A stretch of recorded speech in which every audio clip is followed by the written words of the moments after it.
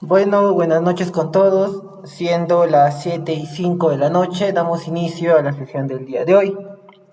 Ya hemos visto lo que corresponde a los asientos contables, todo el proceso, cómo se utiliza el CONCAR, algunos pasos fundamentales en el CONCAR.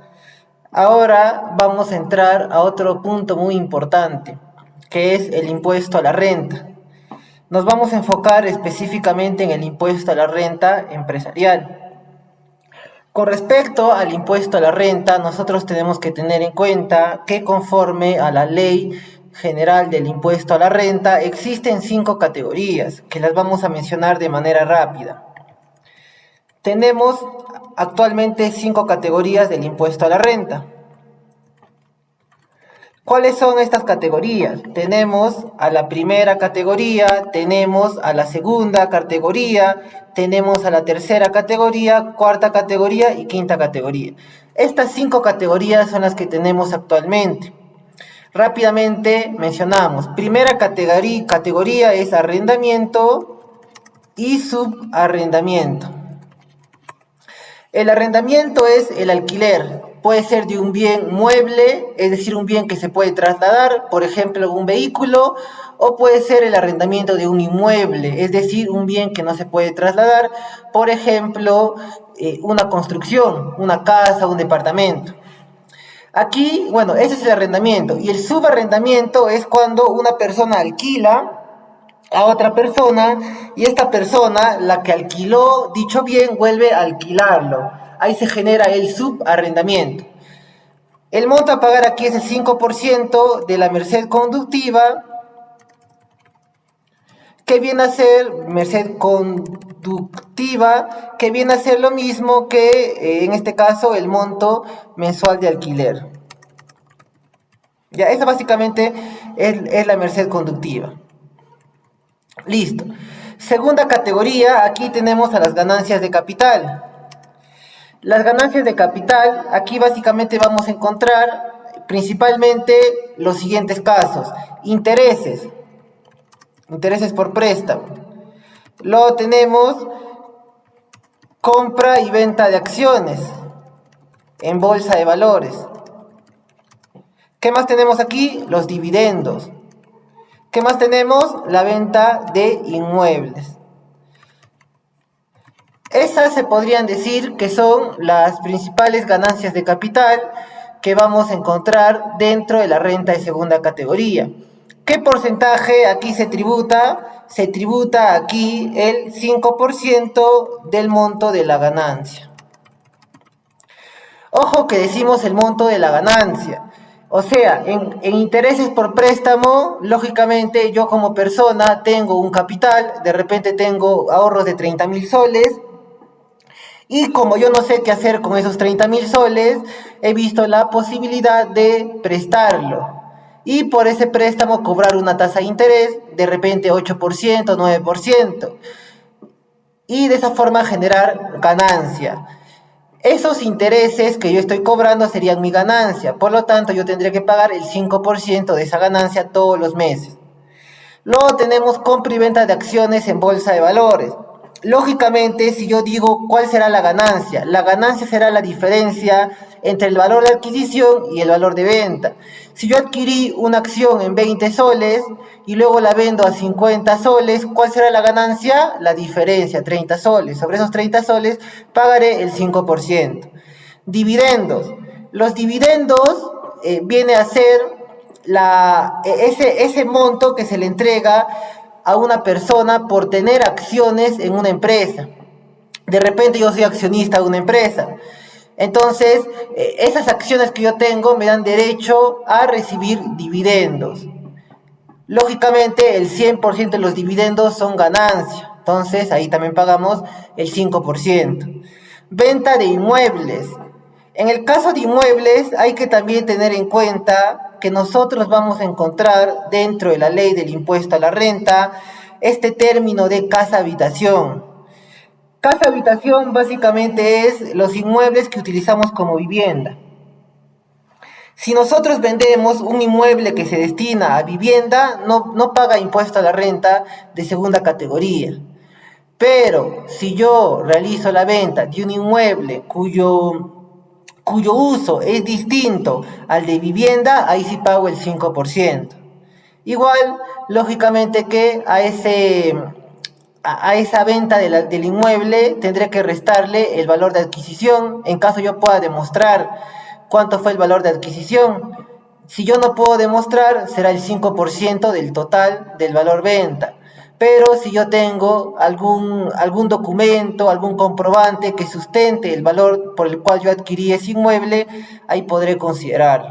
Si yo lo he recibido en herencia, lógicamente no tiene un costo de adquisición, porque yo lo recibí a título gratuito, es una herencia, entonces ahí el 5% del total, ¿no? Aquí, por ejemplo, podríamos colocar estos inmuebles que yo los alquilo. De repente yo tengo inmuebles, no sé, en el mercado. Yo me compré unos puestos en el mercado y los alquilo. Entonces yo al momento de vender, lógicamente eso no es casa habitación porque no lo uso como mi vivienda, sino lo uso con fines de generar rentabilidad. Ahí pagamos este 5%. Listo. Bajamos aquí, renta de tercera categoría, esta es la ganancia empresarial. Con respecto a la ganancia empresarial, hay que tener en cuenta lo siguiente.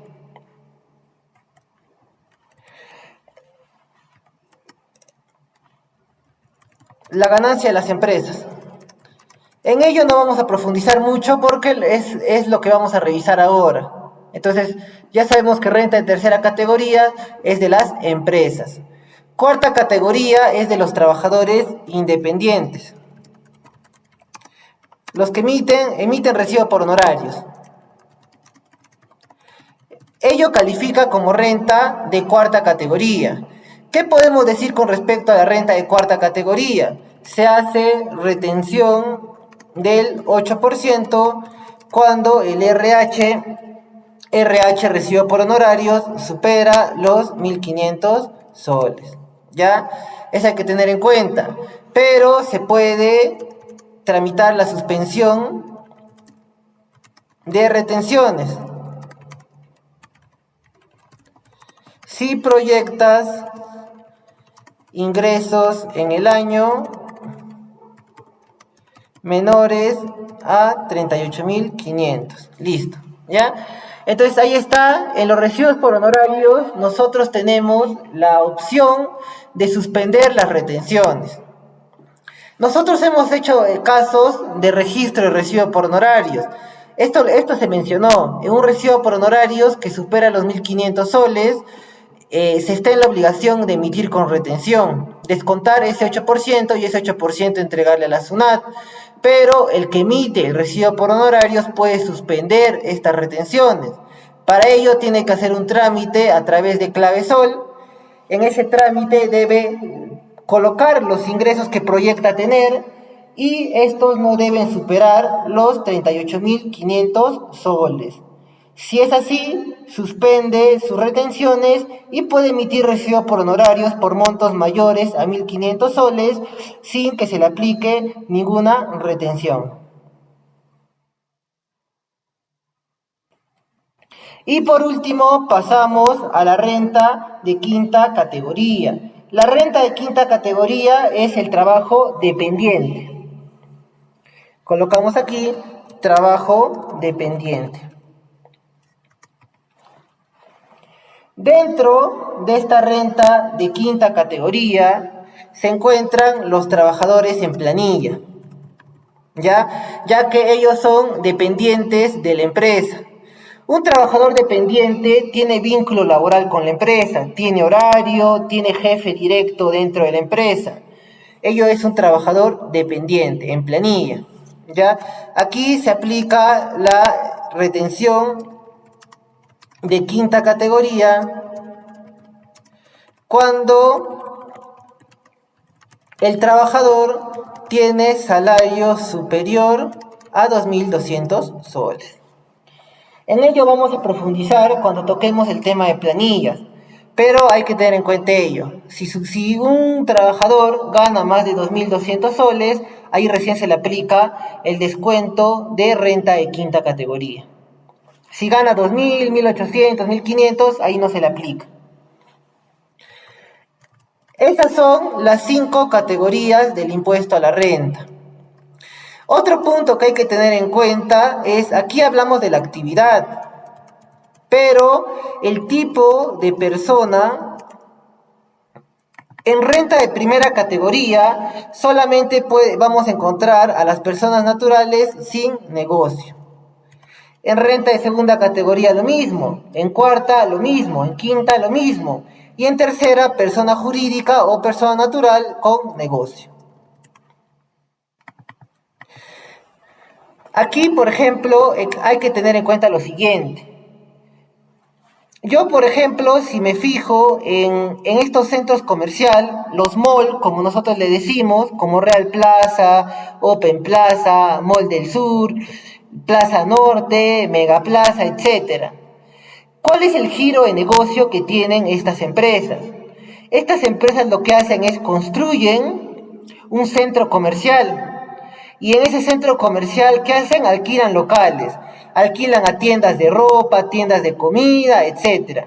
Ese es su giro de negocio que tienen estos malls, alquilan, y alquilan a precios elevados, no un pequeño local, 8.000 soles, 10.000 soles. Esa es su ganancia. Yo me pregunto aquí, ¿ese alquiler será renta de primera categoría? Hemos dicho que arrendamiento es renta de primera categoría, o será renta de tercera categoría. Y aquí la respuesta es que es renta de tercera categoría. ¿Por qué? Porque aquí hay que ver el tipo de persona. Para que sea renta de primera categoría tiene que ser una persona natural sin negocio. Pero Real Plaza es una persona jurídica. Entonces, ahí está, es una renta empresarial. Por lo tanto, no aplicaría lo de aquí que yo les digo del 5%. Aquí va a estar grabado con IGB porque es renta de tercera categoría. La renta de tercera categoría también se asocia con el IGB. Ahí está, para que lo tengamos en cuenta. Listo. Igual aquí, ¿no? En renta de cuarta categoría. De repente yo soy contador independiente y emito recibo por honorarios. Pero de repente yo pertenezco a una firma de contadores y nosotros como empresa, como persona jurídica, emitimos factura, porque es un servicio, entonces eso está con IGB. Ahí hay que tener en cuenta ello. También depende del tipo de persona para que califiquemos dentro de qué renta estaríamos. Como les mencioné, nos vamos a enfocar en la renta de tercera categoría. Habiendo dicho ello, vamos a nuestra presentación. Lo que nosotros aquí tenemos en la pantalla es el esquema de determinación del impuesto a la renta. Es muy parecido a un estado de resultados, pero en este caso vamos a encontrar términos tributarios. Por ejemplo, ingresos afectos al impuesto a la renta. Aquí nosotros deberíamos encontrar nuestra cuenta 70. ¿Se recuerdan? Lo que hemos venido viendo. Pero solamente aquellos ingresos afectos al impuesto a la renta. De repente nosotros somos una sociedad sin fines de lucro. Entonces nuestros ingresos no están afectos al impuesto a la renta. Entonces ya no consideraría ahí. Bajamos, costo computable. El costo computable es el equivalente al costo de ventas. La cuenta 69. Ello es el costo computable. Costo computable es un término tributario, costo de ventas es un término de carácter contable financiero. Una vez yo a mis ingresos afectos le reste el costo computable, voy a tener la renta bruta, que es el equivalente a una utilidad bruta. Le restamos ahí gastos aceptados, aquí encontraremos todo el elemento 6, 62, 63, 64, 65, 67, 68. Ahí están gastos aceptados. Ojo, gastos aceptados para fines tributarios. Van a haber varios gastos que no son aceptados para fines tributarios. Por ejemplo, los gastos personales. El gerente le compró ropa a su hijo. Eso no es gasto aceptado, es un gasto personal. Entonces eso no se considera. Más otros ingresos. Aquí estaría la cuenta 75, cuenta 77 principalmente. Y ahí tendremos la renta neta. Luego, a esta renta neta le quitamos las pérdidas tributarias compensables. ¿Qué ocurre? Así como el impuesto a la renta grava la renta, si yo digo renta, con renta nos referimos a ganancia. Ya eso ténganlo en cuenta. También va a gravar las pérdidas. Pero las pérdidas vendrían a ser crédito para nosotros, un saldo a favor. Esas pérdidas nosotros las podemos arrastrar en los próximos periodos. De repente, por ejemplo, el último impuesto a la renta que hemos debido de pagar es el del año 2020.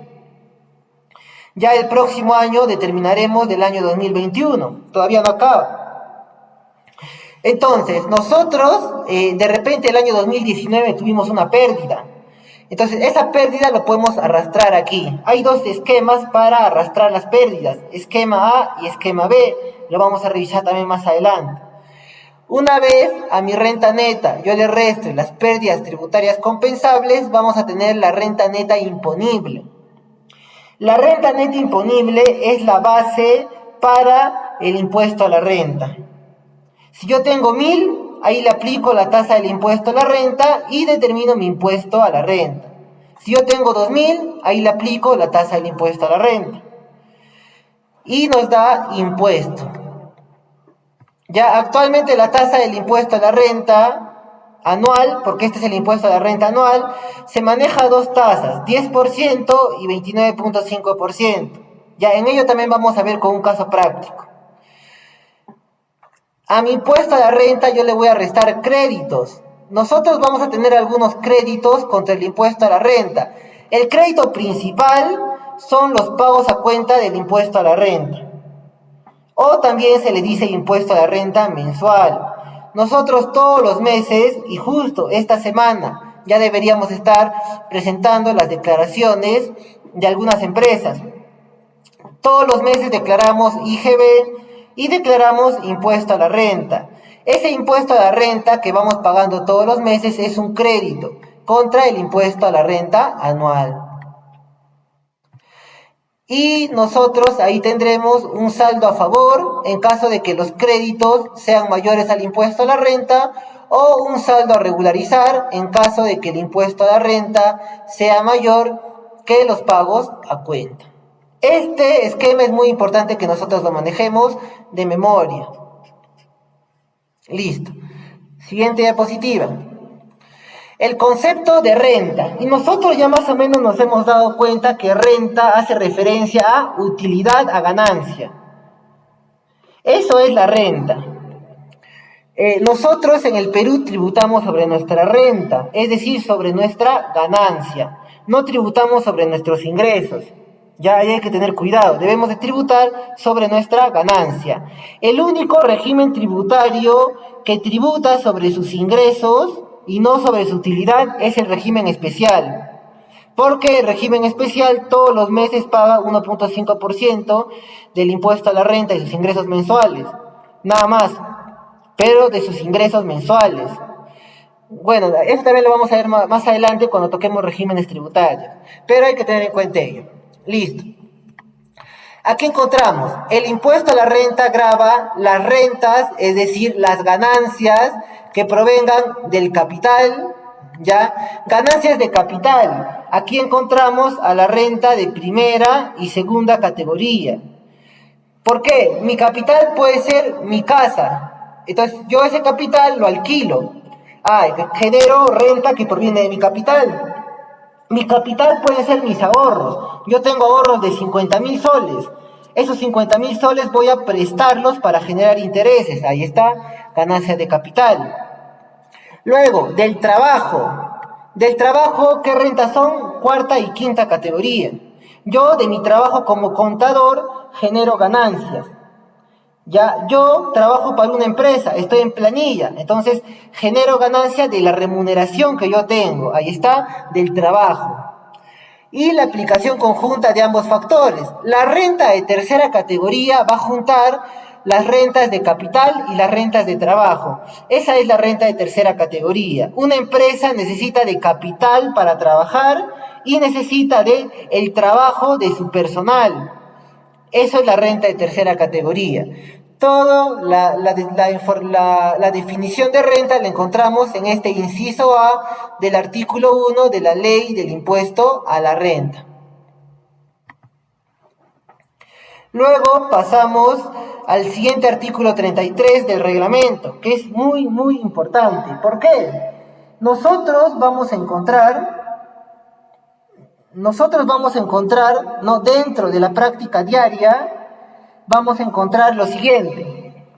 En nuestra contabilidad vamos a tener gastos. De repente una multa, ¿ya? Uy, se nos pasó, no enviamos los libros electrónicos, ya, multa. Y pagamos esa multa, registramos en una cuenta 64. Es un gasto, está en nuestra contabilidad. Ahora, si yo me voy al artículo 44 de la ley del impuesto a la renta, vamos a encontrar que las multas no son gastos aceptados para fines tributarios. Entonces ahí encontramos una diferencia entre lo contable y lo tributario, porque en mi contabilidad está ese gasto, pero tributariamente ese gasto no es aceptado. ¿Cómo lo manejo? Ahí tenemos que revisar este artículo 33. Dice, la contabilización de operaciones puede determinar diferencias temporales y diferencias permanentes en la renta neta. Salvo disposición expresa, la forma de contabilización no originará la pérdida de una deducción. Listo. Básicamente lo que nos dice es lo siguiente. Nosotros tenemos que determinar nuestro resultado contable. A ese resultado contable le hacemos agregados, deducciones, y de esa forma llegamos a la renta neta, que viene a ser la utilidad tributaria. Es así como nosotros debemos de trabajar.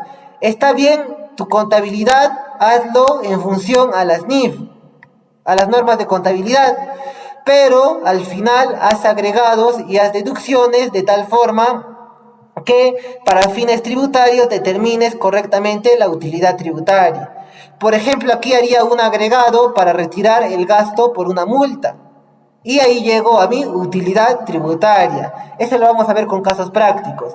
Pero ahí la importancia de este artículo 33. No debemos de llevar la contabilidad de manera tributaria. Debemos de llevar la contabilidad de manera contable y al final hacer agregados y deducciones para tener una renta neta que nos sirva para calcular el impuesto a la renta. A ello también se le conoce como conciliación tributaria. ¿Qué es el costo de venta? Muy importante. Les mencioné que el costo de venta es el equivalente, el costo computable es el equivalente al costo de venta. Y el costo de venta viene a ser el valor del bien que yo estoy vendiendo. Ese es el costo de venta, está dentro de la cuenta 69. Eso ya lo hemos visto en las clases anteriores. Nosotros, si nos vamos al artículo 20, nos va a decir que el costo de venta es el costo de adquisición. Lógicamente, yo vendo un producto. ¿Mi costo de venta cuál es? Es el valor al cual yo adquirí ese producto. Yo vendo la laptop que estoy utilizando ahora para dictar esta clase. Esta laptop me costó, supongamos, 2.000 soles. Y yo la vendo a 3.000 soles. Entonces, 3.000 soles es el valor venta. Y el costo de venta es mi costo de adquisición, 2.000 soles. Ahí está, costo de adquisición.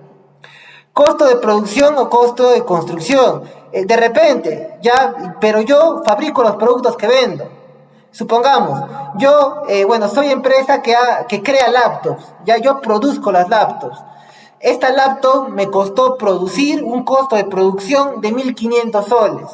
Y yo lo vendo a 2.500. Entonces mi costo de venta serán los 1.500 soles que me costaron en producirlos.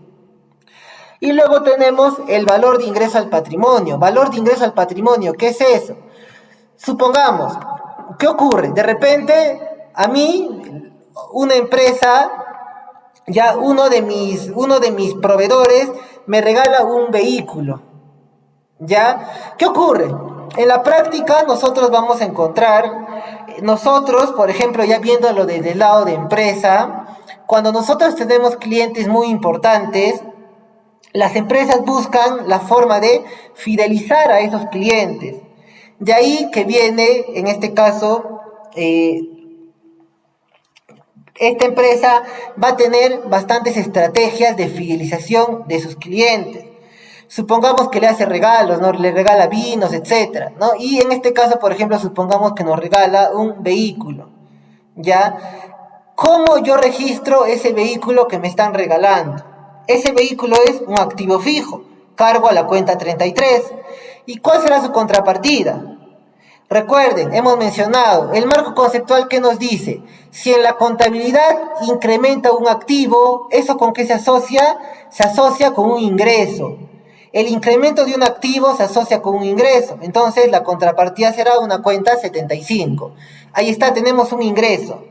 Entonces, ¿qué ocurre? Supongamos que yo vendo ese vehículo que me han dado. ¿Cuál es su costo computable? Es el valor de ingreso al patrimonio. ¿Con qué importe ingresó a nuestro patrimonio? Ese es el costo computable. Ya que básicamente, cuando hablamos de activo fijo, debe entrar con el valor de tasación. En caso de que sean a título gratuito, contratamos a un tasador, el tasador dice, este vehículo en el mercado vale, no sé, 25.000 soles. Ya entonces, con 25.000 soles debe ingresar a nuestra contabilidad.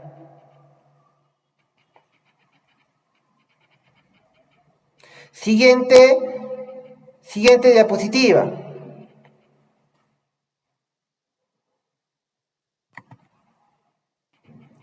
Nosotros vamos a encontrar que la ley del impuesto a la renta va a poner muchas regulaciones al uso de gastos. ¿Y por qué a los gastos? Nosotros, si nos damos cuenta, el impuesto a la renta grava la ganancia. Si una empresa tiene menos ganancia, va a pagar menos impuesto.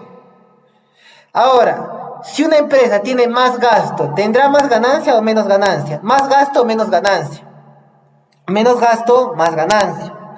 Es por ello que la ley del impuesto a la renta va a buscar que las empresas tengan menos gasto, más ganancia, más ganancia, más impuesto y más ingresos que entrarán al Estado, ¿ya? Y eso es lo que busca la SUNAT. La SUNAT busca eso, busca recaudar más, esa es su función que tiene la SUNAT. Incluso, por ejemplo, los fiscalizadores reciben bonos, ¿no? Mientras más importe, recauden, ¿no? Cuando realizan una cobranza exitosa, reciben sus bonos, en este caso, este personal de la SUNAT. Ya, entonces, la SUNAT busca eso, ¿no? Mientras más recaude, se considerará una institución más eficiente, ¿no? Y en la práctica, a veces ya son muy agresivos. Es por ello que también tienen muchas críticas, ¿no? Bueno, ahora, existen reglas generales para que nosotros podamos usar nuestros gastos. Si yo digo que son reglas generales, quiere decir que ello se aplica a la mayoría de gastos, más no a todos los gastos. Es general, se aplica en general. En general es a la mayoría, más no a todos. Eso hay que tenerlo en cuenta. ¿Cuáles son estas reglas generales que se aplican en la mayoría de los casos? Tenemos la causalidad. Primero, todos los gastos deben de ser causales. ¿Y qué quiere decir que un gasto sea causal? Que este gasto tiene que ser necesario para la empresa.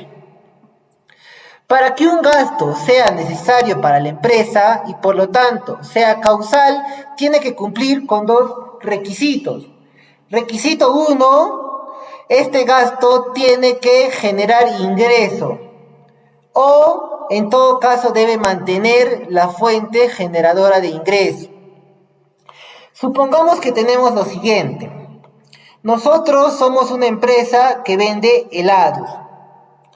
Para nosotros realizar la venta de helados, hemos alquilado un local en un lugar céntrico donde podamos comercializar nuestros helados. Aquí debemos de analizar lo siguiente. El gasto de alquiler, ¿es un gasto causal? ¿Es un gasto necesario para la empresa? Hay que preguntarnos lo siguiente. ¿Este gasto de alquiler permite que yo genere más ingresos? Y la respuesta es sí. Porque yo, el hecho de que esté alquilando un local en una zona comercial va a permitir que yo pueda vender mis helados.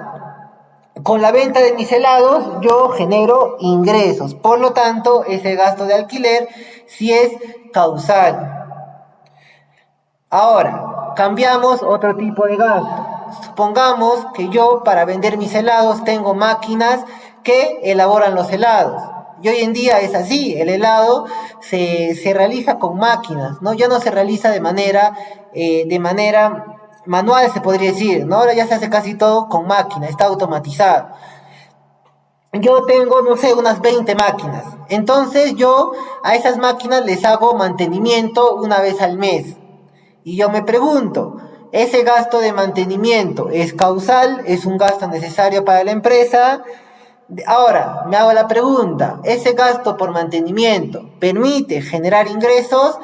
De repente no, ya es un gasto por mantenimiento, de repente no, pero ¿permite mantener la fuente generadora de ingresos? Ahí está.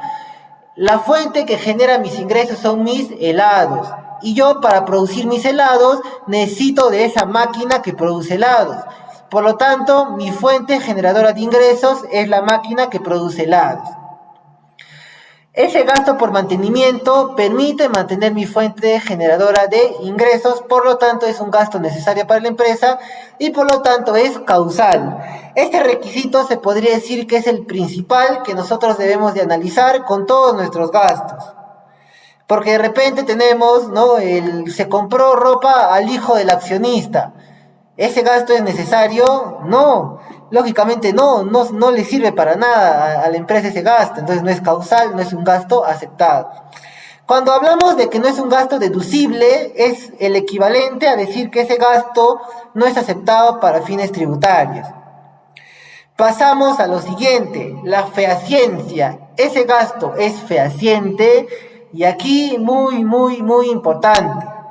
¿Qué es la fehaciencia? ¿O a qué yo me refiero cuando digo que un gasto es fehaciente? Si yo digo que un gasto es fehaciente, yo me refiero a lo siguiente.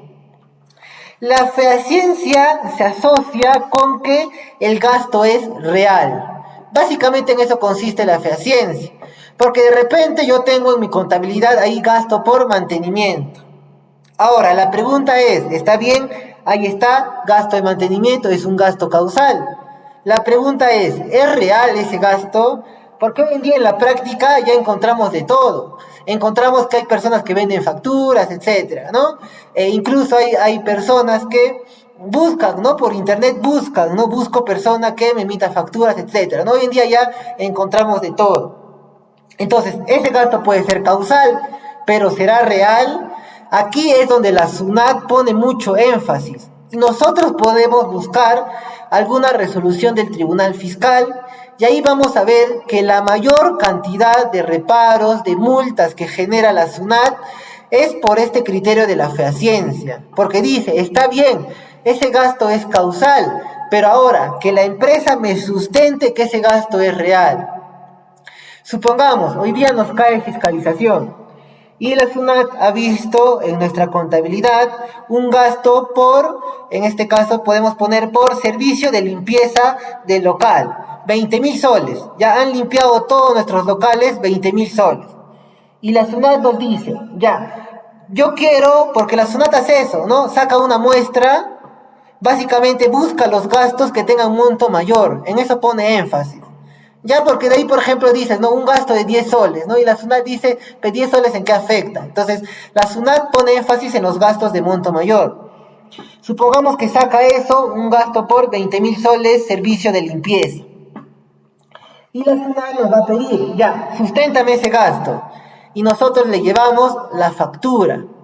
Y la SUNAT va a decir, este es tu sustento, la factura, y nosotros decimos, sí, es la factura. Y la SUNAT dice gasto no fehaciente, por lo tanto, gasto no aceptado, nos repara y nos pone una multa. Y ahora, ¿por qué? Si yo he sustentado con el comprobante de pago, y es que no es suficiente el comprobante de pago. Nosotros, por lógica, si nosotros contratamos un servicio por un monto de 20.000, lo lógico sería que la empresa que nos preste el servicio al menos nos brinde informes, o porque es un monto de 20.000, debe de haber de repente un contrato de por medio. Todo eso hay que tener en cuenta. Entonces, la SUNAT lo que va a requerir es que le presentemos la mayor cantidad de documentación posible, contratos, ¿no? Correos, actas de conformidad, informes del proveedor, todo eso para que sea fehaciente. Y aquí hay que tener cuidado porque hay casos de que sí son gastos reales, son gastos causales, pero nosotros no guardamos la documentación necesaria. Nos confiamos con la factura. Ya tengo la factura, ya es suficiente.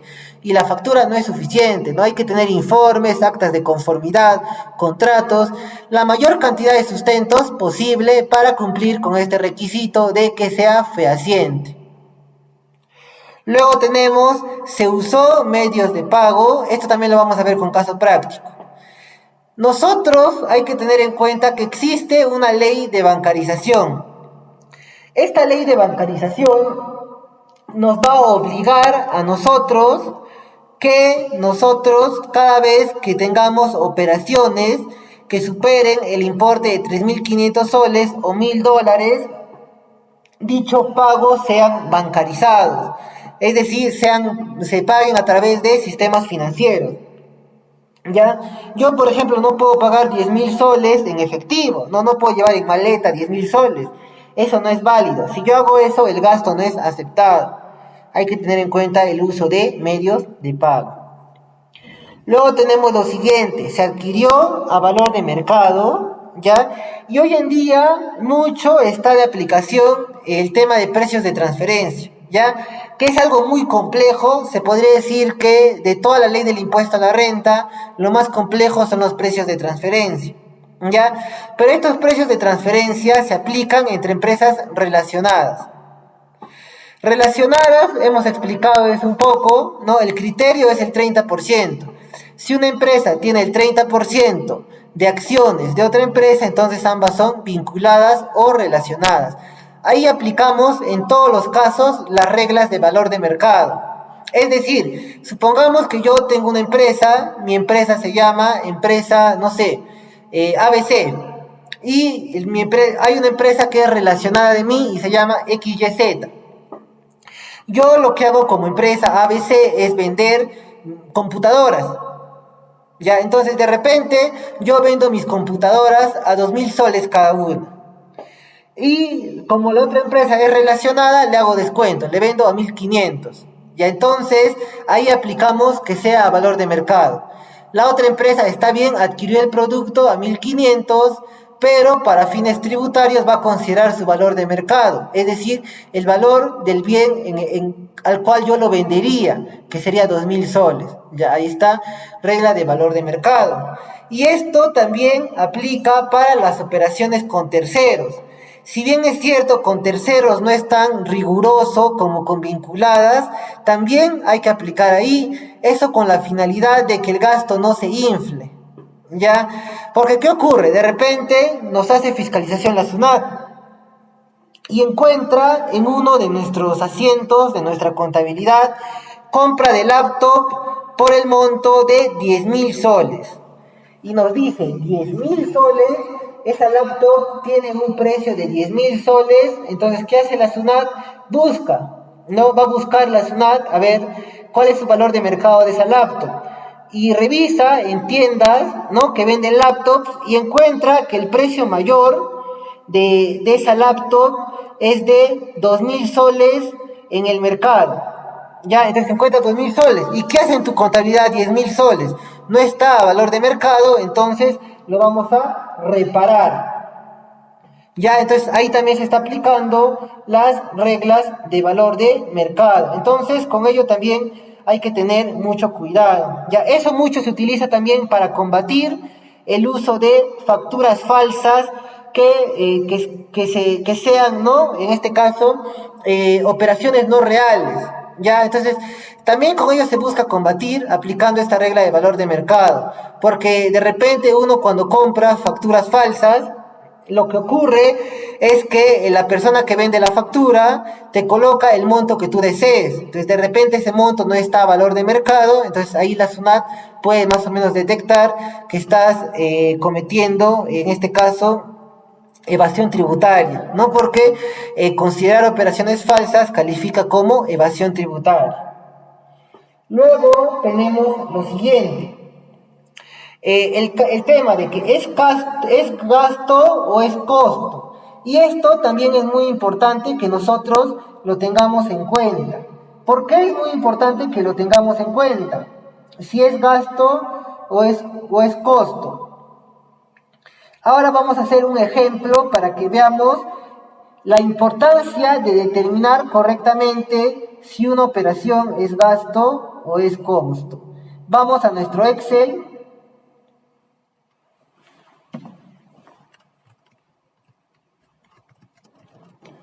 Y para entender el costo y gasto es muy sencillo, costo-gasto, ¿ya? Y para ello vamos a ir a nuestro plan contable. Nuestro plan contable, para registrar costo, tenemos a la cuenta 20,33. Principalmente esas dos. Cuenta 20 y cuenta 33. Y para gasto tenemos todo el elemento 6, ¿cierto? Elemento 6, ya está. La característica que diferencia al costo y al gasto es que del costo su efecto no es inmediato en el resultado, mientras que el gasto tiene efecto inmediato en el resultado. Tenemos la siguiente operación. Supongamos que yo tengo mi utilidad de 20.000 soles. Listo. Y yo, para cerrar ya mi contabilidad, ¿no? Para cerrar, adquiero una computadora por 2.000 soles. Más IGB, lógicamente, ¿no? Los 2.000 soles, en este caso, más IGB.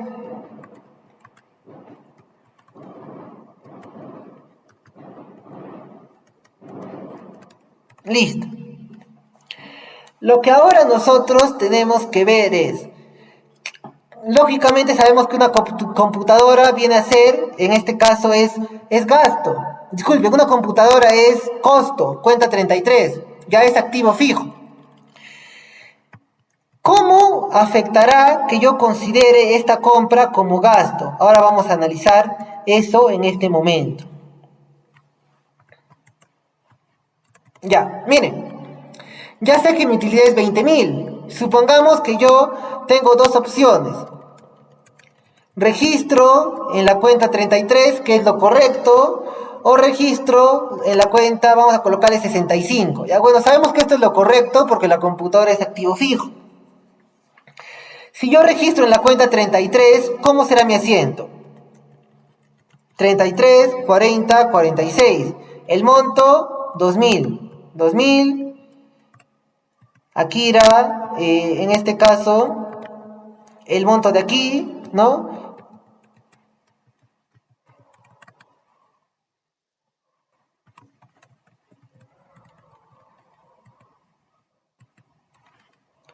Ya, irá el monto de aquí por 18%.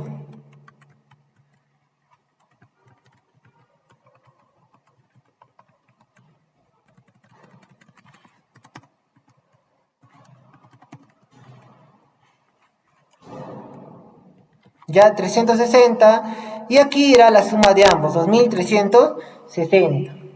Ya, mi teclado está un poco mal, ya bueno.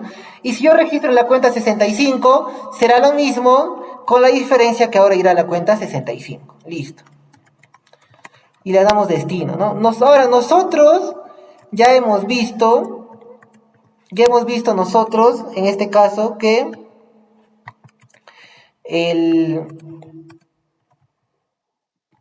nosotros hemos visto que en nuestro estado de resultados no va a ir directamente esta cuenta 33. Ya entonces, si yo registro aquí, ¿qué ocurre? Mi utilidad se mantiene en 20.000. ¿ya? Porque la cuenta 33 no tiene efecto en el resultado.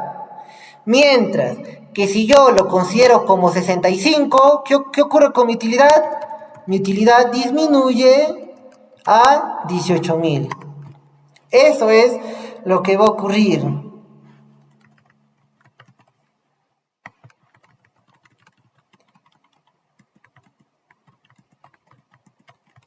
Listo. Ya, eso es para que lo tengamos nosotros en cuenta.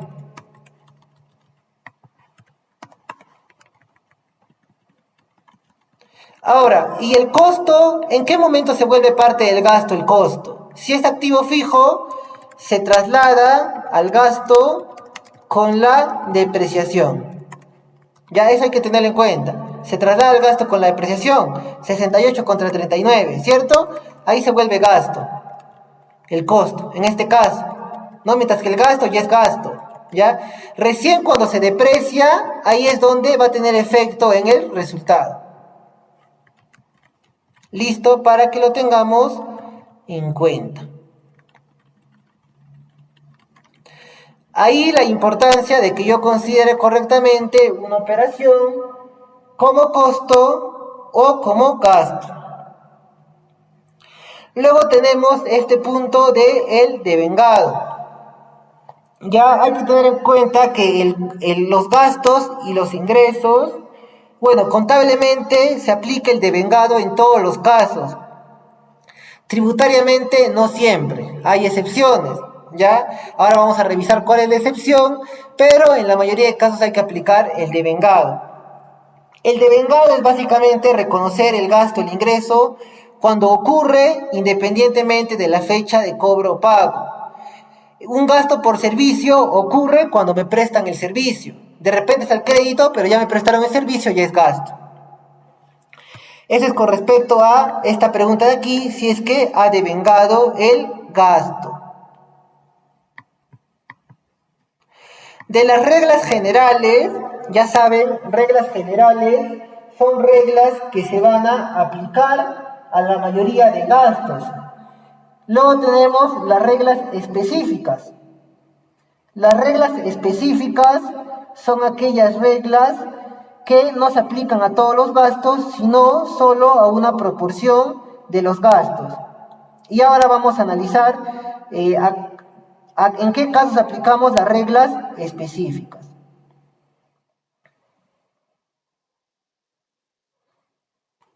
Ya, ahí lo tenemos.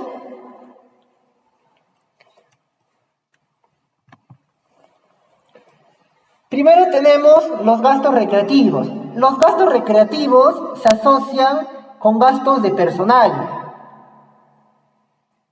De repente la empresa tiene por política, cada vez que un trabajador, cada vez que es el cumpleaños de un trabajador, le regalamos una torta.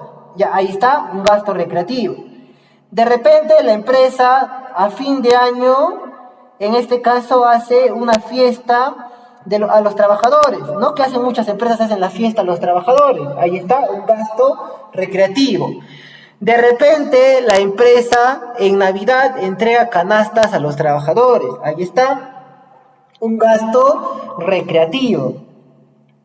Los gastos recreativos, está bien, son gastos aceptados para fines tributarios, pero son gastos que están sujetos a un límite máximo. En este caso, el límite máximo es de 40 UITs. Una UIT actualmente, año 2021, tiene el valor de 4.400 soles. 40 por 4.400, 176.000. Aquí está. O el 5% de los ingresos netos. Listo. Supongamos que yo tengo aquí lo siguiente. Yo tengo gastos recreativos, ¿ya? Gastos recreativos. Supongamos que yo tengo por el monto, en este caso, de 200.000. Listo. Ya está. Entonces, yo sé que estos gastos están sujetos al límite. ¿Cuánto es el límite? Es o 40 UITs o el 5% de los ingresos netos. Entonces, supongamos que yo tengo aquí ingresos netos, ¿ya? Supongamos que mis ingresos netos, en este caso, vamos a colocar, en este caso, que mis ingresos netos son 3.500.000. Ya, esos son mis ingresos netos. 3.500.000. Listo. ¿Ya? Y yo sé que 40 UITs es, en este caso, 176.000. Listo. Ahora sí, yo tengo gastos recreativos por 200.000. Tengo ingresos netos por 3.500.000 y tengo 40 UITs por 176.000. ¿Ya está? Vamos a abrir la calculadora porque mi Excel está, mi teclado está un poco fallando. Listo. Entonces, yo tengo que primero determinar cuánto es el 5% de mis ingresos netos. ¿Cierto? Eso primero tenemos que saber. ¿Cuánto será 5%? Ya, disculpen, 3.500.000 por, en este caso, 5%. Es 175.000. ¿Cuánto es? 175.000. Listo. Y mi otro límite, en este caso, es de 40 UITs, 176.000. De los dos límites, yo tengo que tomar el menor. Se toma el menor. ¿Cuál es el menor? 175.000. Entonces, este es mi límite máximo de gastos. Ahora, yo en mi contabilidad, ¿cuánto tengo? 200.000. Y mi límite, ¿cuánto es? 175.000. ¿Cuál será mi parte no aceptada? ¿Ya? Porque yo me pasé del límite. Entonces, el gasto no aceptado será 25.000, que es la diferencia de ambos. ¿Cierto? 25.000 es la diferencia de ambos. Entonces, ese será mi gasto no aceptado. Ahí está, para que nosotros lo tengamos en cuenta. 25.000. Siguiente caso, gastos de representación. Ya nosotros hace un momento hemos conversado de la importancia para las empresas de fidelizar a sus clientes. Estos gastos de representación se van a enfocar en los clientes. Buscar formas de fidelizar a nuestros clientes, ellos es los que buscan los gastos de representación. De repente nosotros, por año nuevo, le enviamos a nuestros clientes whiskies. De repente le enviamos vinos. De repente tenemos cenas, almuerzos con nuestros clientes. Todo eso son gastos de representación. Igual, el límite 40 UITs o 5% de los ingresos netos. Entonces, la misma lógica que hemos seguido en este caso práctico, esa misma lógica la aplicamos para los gastos de representación. Solo recuerden que los gastos de representación se enfocan en los clientes. Muy importante. Tenemos depreciación de activo fijo. Una pregunta que muchos se realizan es, ¿desde qué monto se debe de depreciar un activo fijo? ¿Por qué? Nosotros sabemos que los activos fijos son aquellos activos que se utilizan por un periodo mayor a un año. Ahora, de repente yo me compré una banquita de 200 soles. Ya, esa banquita es de madera y yo digo, ¿se va a utilizar por un periodo mayor a un año? Sí, porque es una banca dura más de un año. Yo me pregunto, ¿vale 200 soles? ¿Lo consideramos como activo fijo? Entonces ahí está la pregunta, ¿ya? Lógicamente es un activo fijo. Ahora, nosotros contablemente tenemos este criterio de relevancia. Ellos se encuentran en el marco conceptual. Entonces, la relevancia básicamente lo que nos dice es, ¿ya? Si tú tienes un importe que consideras que no es relevante para que tú determines tu resultado, entonces no lo consideres. Eso es lo que nos dice contablemente. Entonces, yo como considero que esa banquita de 200 soles no es relevante para mi contabilidad, entonces no considero en los activos, sino lo considero como gasto. Ya, ese es el criterio contable. Contable no van a encontrar un monto mínimo. No les va a decir, no les va a decir ninguna norma de contabilidad, tú deprecia un activo, no sé, desde 1000 soles. Eso no van a encontrar. Solamente encuentran el criterio de relevancia. Para la empresa, es razonable considerarlo como activo fijo, ahí está, eso hay que tenerlo en cuenta. Mientras que tributariamente sí se ha establecido un monto. En este caso, el monto que se ha establecido tributariamente es 1/4 de UIT.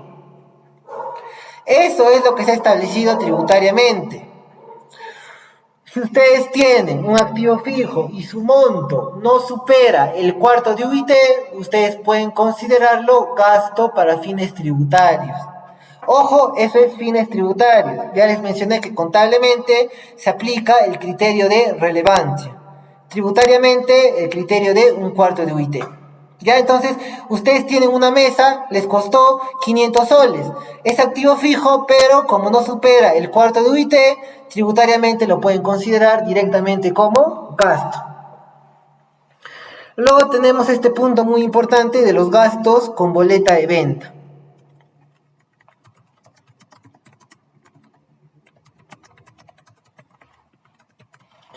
Esto también es un tema que genera mucho conflicto. ¿La boleta de venta permite sustentar gasto? La respuesta es en algunos casos. Entonces yo me pregunto aquí, ¿en qué casos permitirá una boleta sustentar gasto? Primero,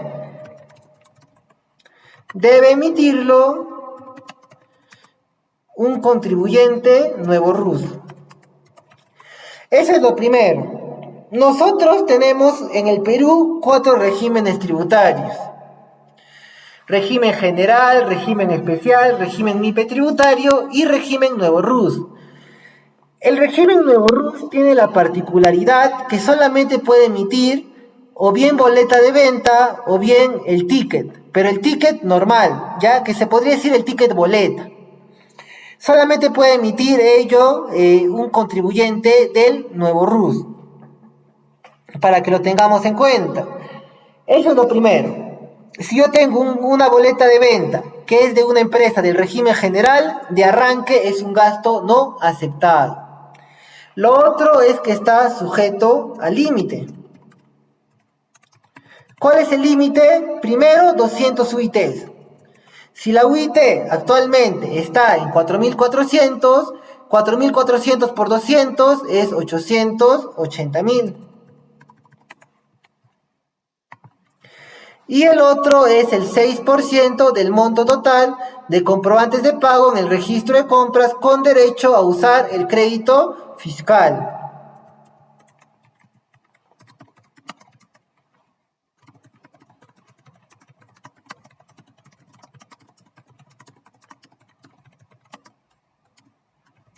Ya, ahí está.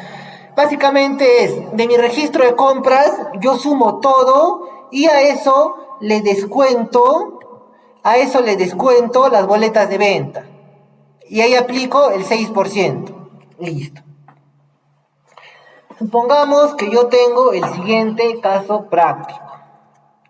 Yo tengo gastos con boleta en mi contabilidad por el monto de 1.000.000. Ya, 1.000.000 tengo de gastos con boleta en mi contabilidad. Ahora, los límites. Ya sabemos que 200 UITs es 880.000. Yo tengo que también saber, en este caso, que el 6% del monto de comprobantes, ya, bueno, colocamos aquí monto de comprobantes, Colocamos que el monto de comprobantes, en este caso, es de, a ver, vamos a considerarlo como 2 millones, ¿ya? 2 millones es el monto de mi registro de compras sin considerar a la factura. Ya mejor 2.500.000, ¿ya? 2.500.000 es el monto de comprobantes de mi registro de compras sin considerar las boletas de venta. A esto, ¿qué tengo que hacer? Tengo que multiplicar por el 6%. ¿Cuánto será 2.500.000?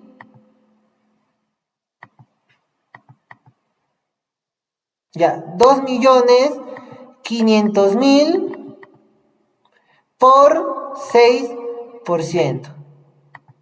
150.000. Ya está. Entonces, sabemos que de los dos límites yo tengo que tomar el menor. ¿Cuál es el menor? 150.000. Se toma el menor. Listo. Ahora sí, yo tengo en mi contabilidad 1.000.000, pero ¿cuánto es lo máximo que puedo tener? Es 150.000. ¿Cuánto es el gasto no aceptado? Será la diferencia de ambos. 850.000. Ese es el gasto no aceptado. Así es como se calcula el límite, el máximo permitido en gastos con boleta de venta. Ahí está, para que lo tengamos en cuenta. Por último, tenemos este punto de los costos de los vehículos, ¿ya? Las empresas en gran parte van a tener vehículos. Estos vehículos pueden ser camiones, pueden ser autos, etc. ¿Ya? Ahora, el máximo de costo que puede tener un vehículo es de 26 UITs. 26 por 4.400, que es la UIT, es de 114.400.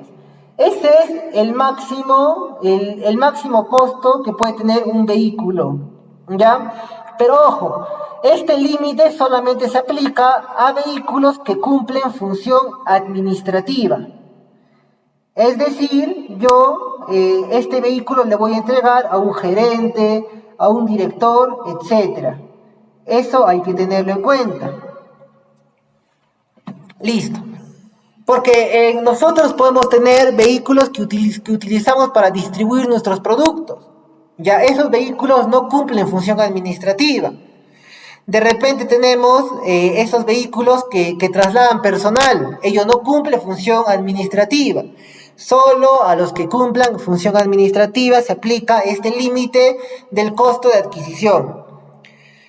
El costo es de 114.400.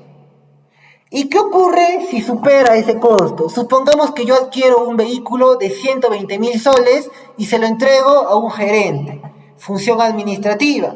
Lo que va a ocurrir es que todos los gastos asociados al vehículo van a ser gastos no aceptados. Por ejemplo, la gasolina, ¿no? Que es el vehículo siempre va a necesitar gasolina. ¿Qué más? El mantenimiento, revisiones técnicas, la depreciación. Todo eso va a ser un gasto no aceptado si es que se supera este límite de 26 UITs. Ya, esas son las reglas específicas que se aplican a algunos gastos. No a todos, a algunos gastos. Ahora hablemos de la depreciación. Ya, este tema también ya lo hemos visto. La depreciación viene a ser el consumo de la vida útil de un activo fijo. Si un activo fijo tiene vida útil de 5 años, a medida se consumen estos 5 años, se va depreciando. Eso es la depreciación, y la depreciación se asocia con los activos fijos. También ello hay que tenerlo en cuenta. Ahora, nosotros contablemente sabemos que para la depreciación debemos de fijarnos en la NIC 16. Tributariamente debemos de fijarnos en la ley del impuesto a la renta, el artículo 22 del reglamento. Este artículo 22 nos va a dar tasas de depreciación máximas. No se olviden, nos da tasas máximas de depreciación que lo tenemos a continuación.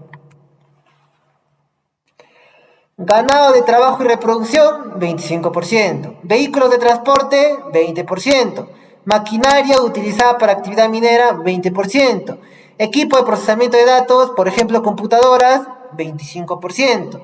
Maquinaria adquirido después de 1991, 10%. Demás bienes, 10%. Podríamos considerar también las gallinas, que se deprecian al 75%. Ya, ahí están. Ello lo encontramos en el artículo 22, en caso quieran revisarlo. Yo, tributariamente, lo máximo que puedo depreciar es a esta tasa. Supongamos que yo tengo computadoras. La empresa, por política, tiene reemplazar sus computadoras cada 2 años. Entonces, la vida útil de mis computadoras, ¿cuánto es? 2 años. ¿A cuánto se deprecian cada año? Al 50%. Pero eso es contablemente. Yo me voy a mi norma y dice, no, tributariamente es máximo 25%. Entonces, está bien, contablemente tú puedes depreciar al 50%, pero tributariamente yo solamente te acepto el 25%. ¿Ya? Ahí está ello con respecto a la depreciación. Ahora, el año pasado, en mayo, salió este decreto, el 1488, que regula la depreciación acelerada. Depreciación acelerada. El año pasado estuvimos en una cuarentena rígida, ¿no? Que hoy se critica mucho ya que no tuvo los resultados esperados.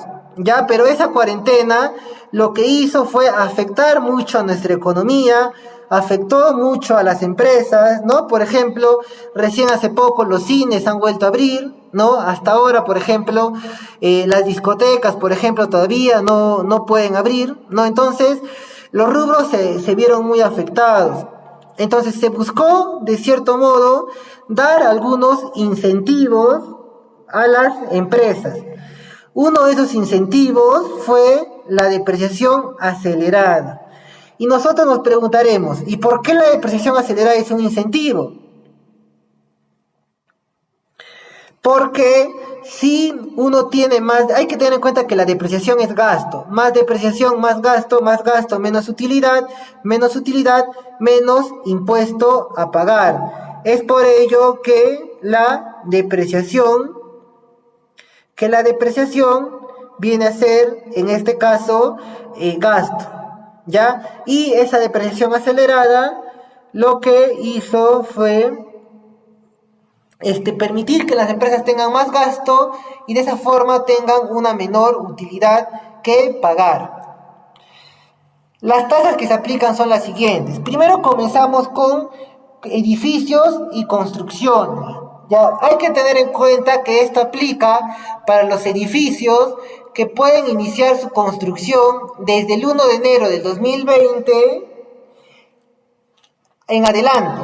O sea, puede iniciar hoy día, está bien, puede iniciar hoy día, pero el requisito es que al 31 de diciembre del 2022 tenga un avance del 80%. ¿Ya? Entonces, yo puedo iniciar desde el 2020 hasta el 2022, pero al cierre del 2022 tiene que tener un avance del 80%. Si es así, cuando se complete la construcción del edificio, el edificio se podrá depreciar a una tasa del 20%, ya no al 5%, que es como se aplica en la actualidad. Luego tenemos el caso de, eso es si yo compro. Ahora, ¿y qué pasa si es que yo compro ya construido? ¿Ya? Porque esto aplica si yo mismo construyo mi edificio. No, lógicamente que yo no lo voy a construir, pero lo voy a construir a través de un tercero, ¿no? Contrato una constructora, no sé, pero eso es en caso de que nosotros hagamos esa gestión. ¿Qué ocurre si yo compro ya la construcción ya hecha, ya al 100%? Entonces, ahí el requisito es que se adquiera entre los años 2020 y 2022 para que se pueda depreciar a la tasa del 20%.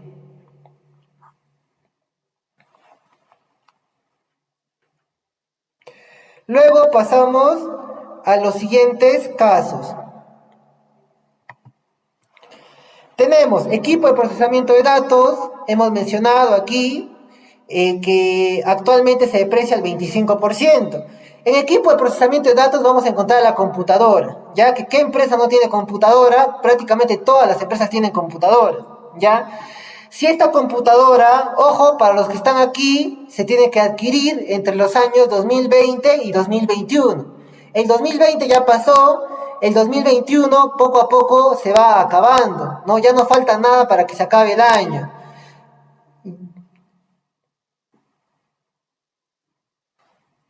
¿Ya? Entonces ahí está.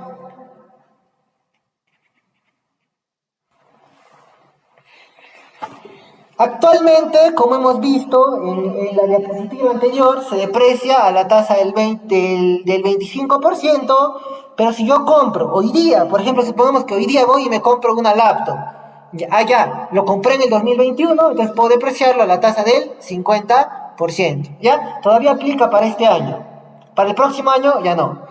Luego, en maquinaria y equipo, ya aquí hablamos de el resto de maquinarias y equipos no mencionados en los puntos anteriores. Por ejemplo, una lavadora. Una lavadora es activo fijo y no aparece aquí, ¿cierto? Miren, en las tasas no aparece aquí lavadora. Entonces ahí estamos en el punto 6, otros bienes del activo fijo. Ya, ahí está.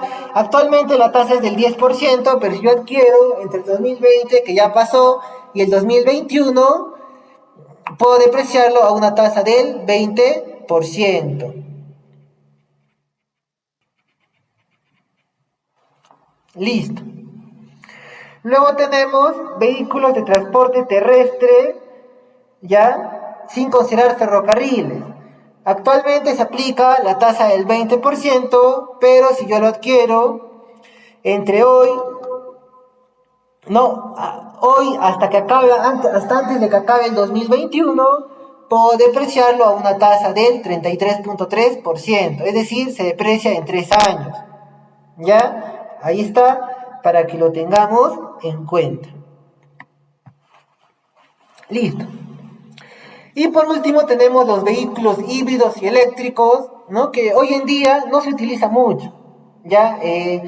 Si hablamos de vehículos eléctricos, lo que se utiliza son en este caso las motos eléctricas, ¿ya? Porque la moto también es un vehículo, ¿ya? Porque vehículos, autos eléctricos todavía no hay, incluso hasta donde yo sé ni siquiera llegan todavía al Perú, ¿no? No sé, de repente por ahí ustedes habrán visto, pero yo no he visto ninguna distribuidora de autos eléctricos. De motos, sí, un montón hay, ¿no? Ya básicamente en todo el Perú prácticamente venden, pero autos no. Ya bueno, actualmente se aprecian a la tasa del 20%, pero si yo lo adquiero entre el 2020 o este año se deprecia una tasa del 50%. ¿Ya? Estos vehículos eléctricos ahorran en combustible. Ya, bueno, si bien es cierto, es un dato, ¿no? Es un dato que no va al caso, pero es más económico en combustible. ¿Ya? Entonces, esto es con respecto a la depreciación acelerada que todavía se aplica este año. Ya, incluso se va a aplicar en caso de la construcción hasta el 2022.